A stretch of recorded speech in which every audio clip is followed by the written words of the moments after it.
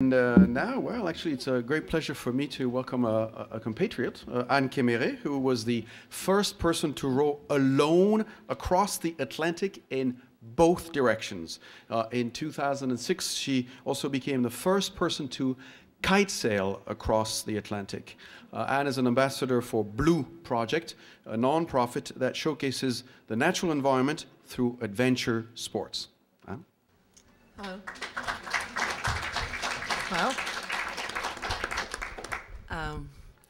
Well, thank you to welcome me here. I wanted to thank Jane because she's the reason I am here.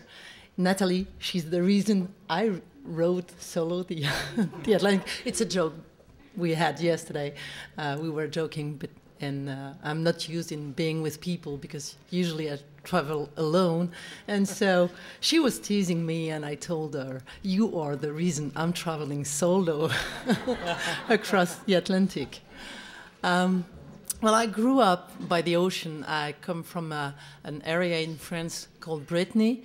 We are facing the ocean. We are facing America, so maybe that's the reason why I was always a lead to go westward, and that's why I first went from Canary Island to West Indies, rowing in 56 days, the Atlantic, and then I realized I really wanted to do something which was probably tougher, but more interesting for me because part of my family is American too.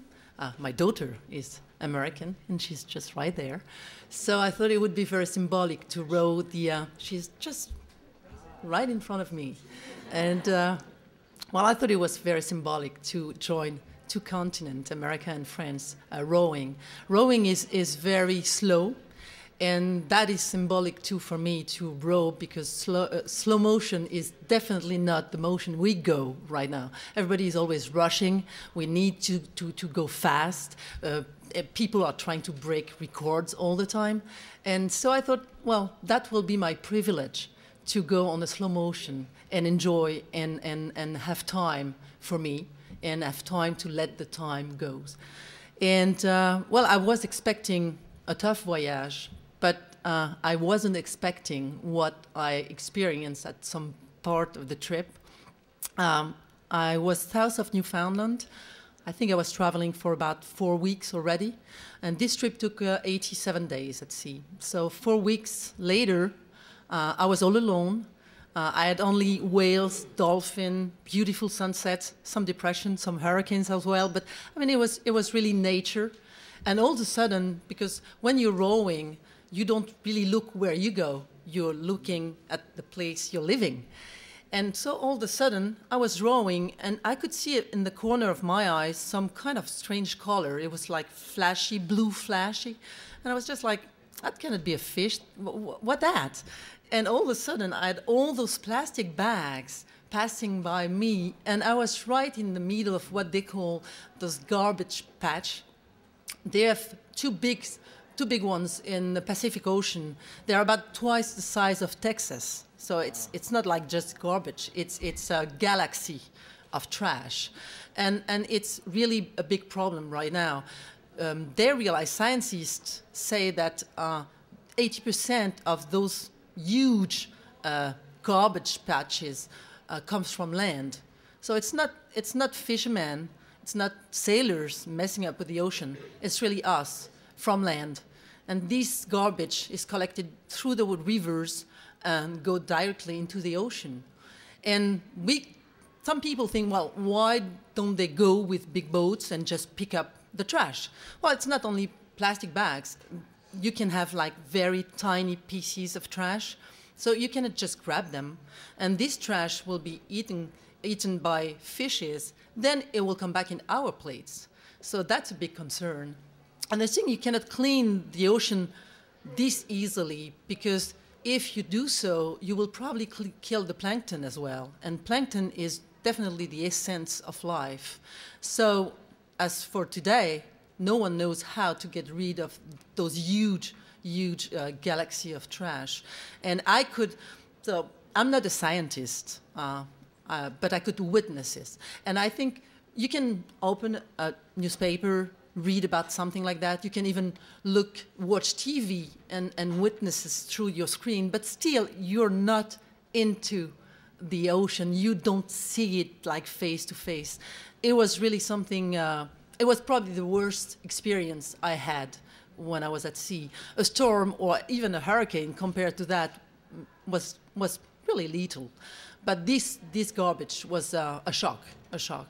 So I think that is when, when I was rowing, well, I was not really into any environmental foundations, or because I wasn't really aware of what I could bring to the world.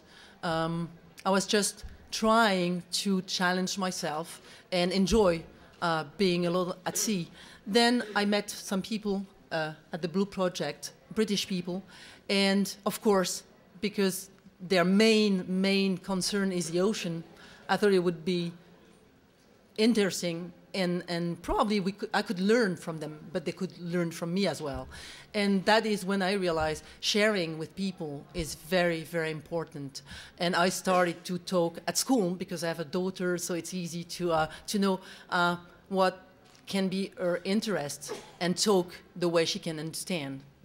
And so that's mainly what I do now, preparing a new challenge, because I will go on the Pacific Ocean in 2011, beginning of 2011. And I think it will be a challenge, again, with the wind, with myself, but I want to go into a scientific program as well, because the part of the ocean I will go to has a lot of planktons. Most of it are not known yet. So I might be able to get some, at least pictures, videos, and show it to scientific. And we are working right now on this kind of a program with scientifics. So, well, I think that's about it. Yeah, just maybe one last thing. I was reading a great sentence. It's not my words. Those are the words of Babadium. He is an environmentalist, and he gave a talk in 1968, so it's kind of long ago. And those words were just, I think, perfect, and it still fits today. He said that at the end, we will only conserve what we love. We will only love what we understand, and we will only understand what we are taught. And I think that that is so very true. And well, now the only thing we have to do is hoping that love and commitment will be strong enough to make it happen.